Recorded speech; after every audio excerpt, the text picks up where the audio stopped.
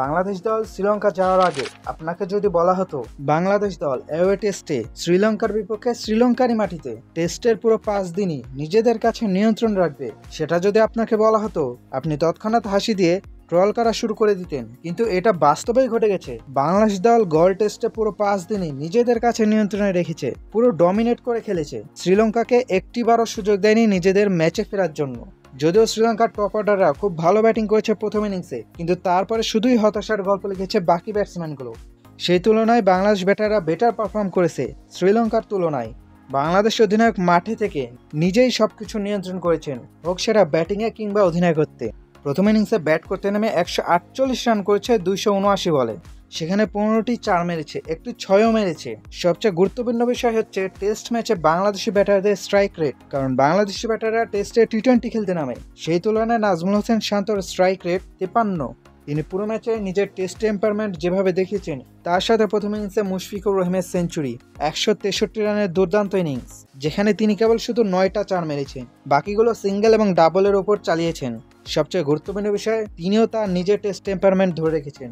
যদিও তিনি test specialist batter, Mushfiq এবং শান্তর দায়িত্বশীল ব্যাটিংয়ে, এবং শেষ দিকে সে লিটন দাস যে বাসবল খেলে গিয়েছে সেটি দলের রান সচল করতে গুরুত্বপূর্ণ ভূমিকা পালন করেছে। যদিও সে সেঞ্চুরি বঞ্চিত হয়েছে, সেটিও তার নিজের ভুলেরই কারণে। আমি বোধহয় আমাদের ওপেনারদের কথা ভুলে যাচ্ছি। সাদমান ইসলাম প্রথম ইনিংসে ব্যর্থ হলে দ্বিতীয় ইনিংসে তার দায়িত্বশীল ব্যাটিং দলকে ভালো পুঁজি এনে দিতে সাহায্য করে। তিনি দলকে ভালো একটা শুরু দিয়ে যান, যেটা পরে নাজমুল হোসেন শান্ত কনভার্ট করে দ্বিতীয় ইনিংসেও সেঞ্চুরি করেছেন। তাই সাদমান ইসলামকে আলাদা করে রাখতেই হয়। কিন্তু অপরদিকে আমাদের স্বঘোষিত লেজেন্ড আনামুল হক বিজয় প্রথম ইনিংসে 10 বলে সুন্দর একটি ডাক মেরেছেন এবং দ্বিতীয় ইনিংসে 20 বলে 4 রানের গুরুত্বপূর্ণ ইনিংস খেলেছেন। তাকে ন্যাশনাল টিমে 2050 সাল পর্যন্ত রাখার জন্য দাবি জানাচ্ছি। তাকে রানে ফেরাতে হলে বাংলাদেশে একটি কাজ করতে হবে। বাংলাদেশের ঘরোয়া ক্রিকেটের বোলারগুলোকে শ্রীলঙ্কায় উড়িয়ে নিয়ে যাওয়া হোক, সেখানে মুক্তার আলী, সোহাগ গাজী তো থাকতেই হবে। এই বোলারগুলোকে বিজয় বদ্দার কাছে আপনি নিয়ে যান। যদি বিজয় বদ্দা পরের ম্যাচে ডাবল সেঞ্চুরি না করে, তাহলে আমি আর ভিডিওই করব না। তাই জোর দাবি জানাচ্ছি বাংলাদেশের ঘরোয়া ক্রিকেটের বোলারগুলোকে শ্রীলঙ্কা দলে অন্তর্ভুক্ত করা হোক। কারণ যেই পিচে নাজমুল হোসেন শান্ত 148 রান করেছে, সেই পিচে তো অনায়াসে 200 মারা যায়। এমনকি লিটন দাসও ভালো রান করেছে, সাদমান ইসলামও রান করেছে, কিন্তু আমাদের স্বঘোষিত লেজেন্ড কোনো বলটাই ছিটতে পারেনি।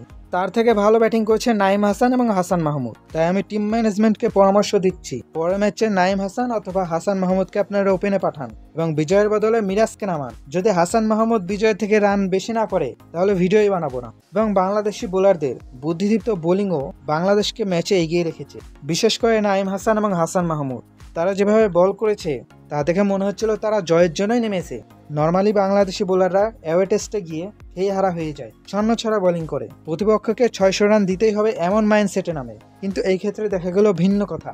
বাংলাদেশ দল প্রথম ইনিংসে 495 রান করে, সেখান থেকে বাংলাদেশি বোলাররা এই ফ্ল্যাট পিচে বাংলাদেশকে 10 রানের লিড এনে দেয়। বিশেষ করে নাইম হাসানের ভূমিকা সবচেয়ে বেশি। তার 5-এর কল্যাণেই বাংলাদেশ 10 রানের লিড নিতে সক্ষম হয়। 43 ওভার করে তিনি 5টি উইকেট সংগ্রহ করেন, এবং যেখানে তার ইকোনমি মাত্র 2.8, এবং তার সাথে সঙ্গ দেন হাসান মাহমুদ। 21 ওভার বোলিং করে 3 উইকেট তুলে নেন।